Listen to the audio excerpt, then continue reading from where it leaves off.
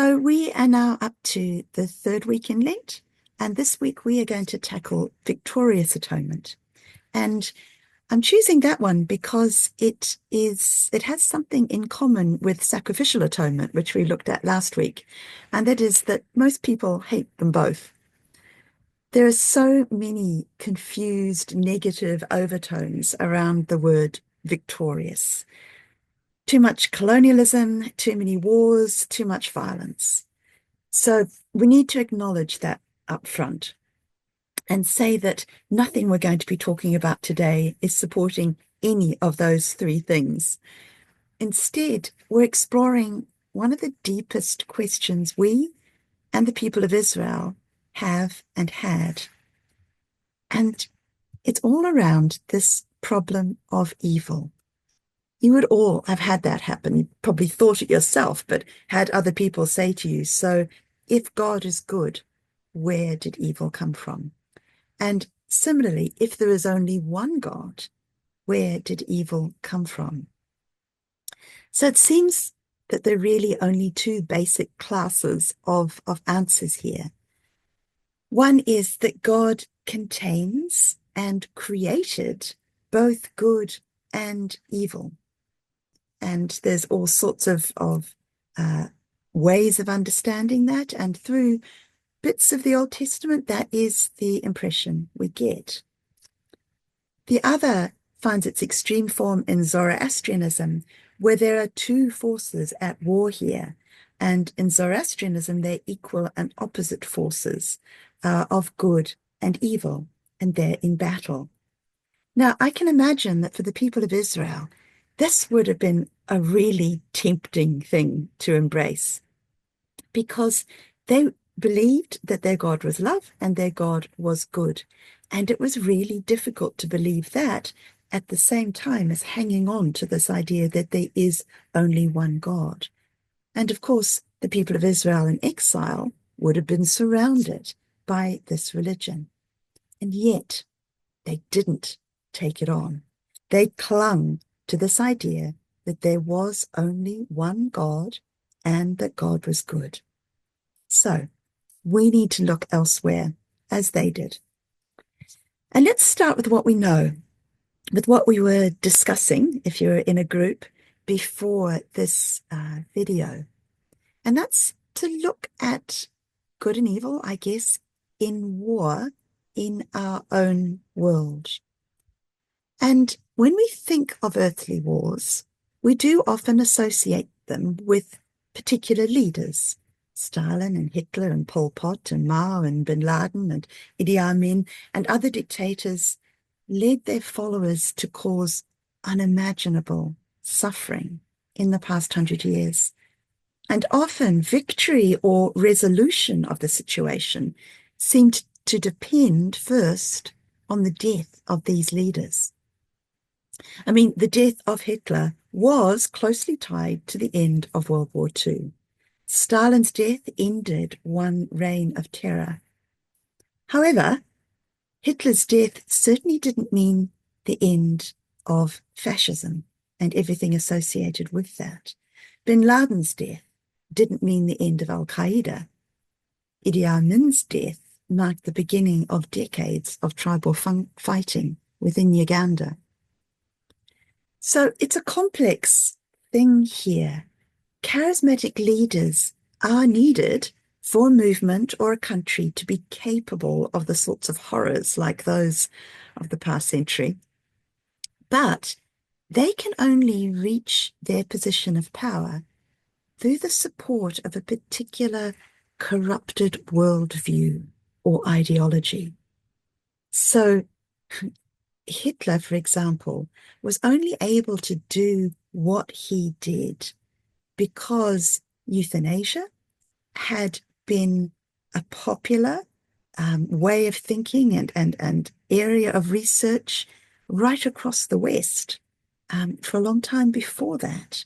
And that he wove in with many other things, Nietzsche and power and all that stuff, to create this worldview or have this worldview within his country, which then responded to him when he was available. And that corrupt worldview or ideology can well survive the death of the leader. Okay, what's the point of all of this? It's because the Old Testament could be understood as the story of God working with God's people to control and minimize the growth of any corrupted, dark worldview. God gave them laws. God spoke with them directly and through the prophets. God dwelt with them. God reproved them and dragged them back into line. God shone the light of God's presence upon them.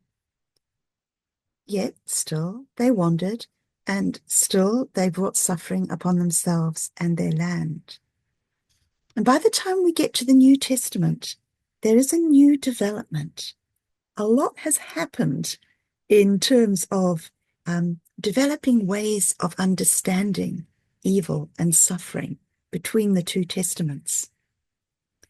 The corrupted worldview has now, according to these stories, found a charismatic leader who is spearheading a whole kingdom of darkness.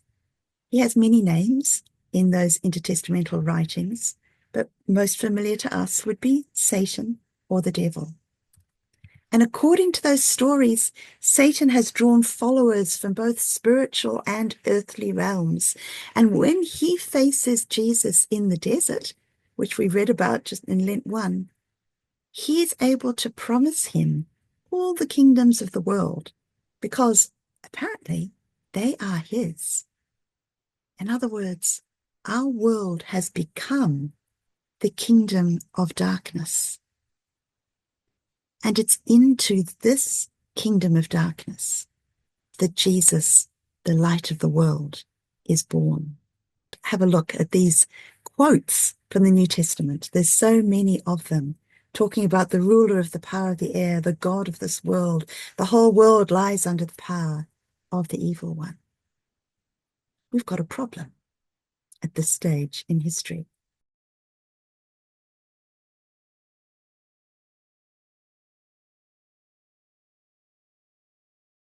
Because now I want to tell you a bit of a story. Allow yourself to imagine first the world under the rule of the kingdom of darkness. Satan governs all the nations and can grant them to another if he wishes. Individual lights have flickered in the darkness over the ages, but were always extinguished, either by the living darkness itself or by that core of darkness, death. But then think of John chapter 1. Into this dark world comes one unconquerable shard of light, the kingdom of light incarnate, the true light which enlightens everyone was coming into the world. This is a light that all the efforts of darkness cannot put out. The light shines in the darkness, and the darkness did not overcome it. The light moves amongst the darkness on earth, and wherever he goes, the darkness is pushed back, and the space is filled with light. Illness becomes health, rejection becomes acceptance, death becomes life, demons flee. And wherever the light goes, he tells his people, look, the kingdom of God is here among you. This is what it looks like. But still people cannot recognize it. He was in the world, and the world came into being through him, and yet the world did not know him.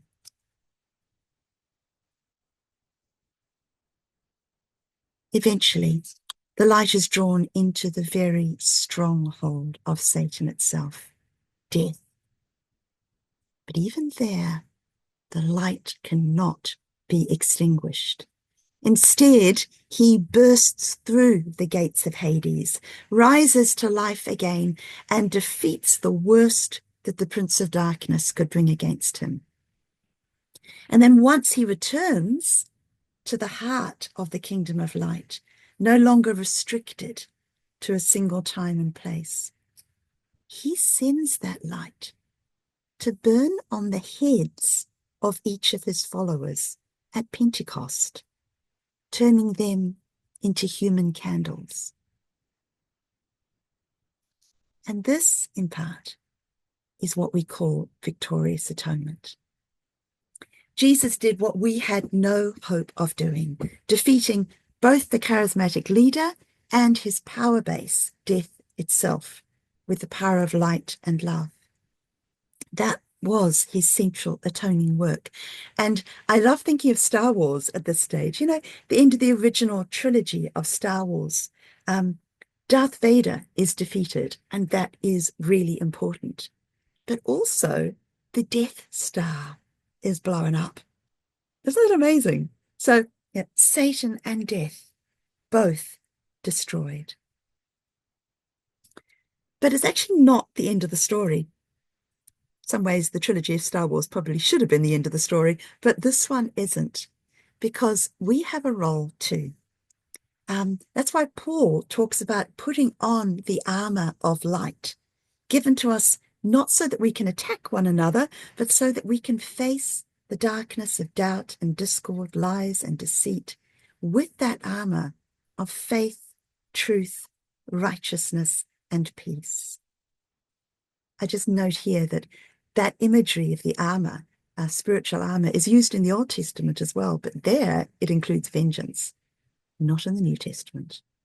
Hope, righteousness, peace, the sword of the Spirit. Because the thing is that while Satan and death are defeated, the lure of the kingdom of darkness continued on and continues on. People still choose to buy into that corrupted worldview which puts Satan in power. People still choose to invite darkness back into the world. We know that. There's darkness everywhere. Jesus defeated the leader, but defeating the ongoing corrupted worldview is an ongoing struggle, one that we are given the armor of light for, one that we are called to be candles for, holding our light steady against the darkness. And we can do so with confidence, no matter how dark that darkness seems, because it's what we have to remember. When we hear a story like this, it's too easy to fall back into the Zoroastrian idea of equal forces of light and darkness fighting each other. But no, we're not Zoroastrians. You know, at creation, God controlled chaos with no more than a word. And all the way through the New Testament, Jesus defeats disease and sin and death, our experience of chaos, not through an almighty battle between two equal forces, but with a simple word. There is no comparison between the power of God and the power of evil, which is encouraging, but then raises the question, why does the darkness continue? So, in an act of appalling simplification, let me suggest two main reasons. The first is that darkness actually has powers that God doesn't. Near the beginning of the first Harry Potter book, Dumbledore, who is the good wizard, says about Voldemort, who is the evil wizard, you know, Voldemort has powers that I do not have. And a teacher who knows Dumbledore well says to him, only because you are too noble to ever use them. And that's the thing. The power of darkness is negligible compared to the power of God. But those little negligible powers are still effective when they're used on poor, weak little humanity. Powers of deceit and confusion and temptation and manipulation are fired at us from one side, with God offering love and sacrifice and freedom and life on the other. So one reason is this very nature of God. God will not use those dirty tricks to get us. And the other, of course, is our response to that. allegiance of humanity, the allegiance that humanity repeatedly chooses to give to darkness. And this is the ongoing battle of Jesus, the battle for our allegiance. There is no doubt that darkness can be thoroughly alluring. But when we choose to side with light and love, we choose to become an ambassador for the kingdom of light. We choose to become part of the resistance, a bearer of this unquenchable light into all those places of darkness in the world.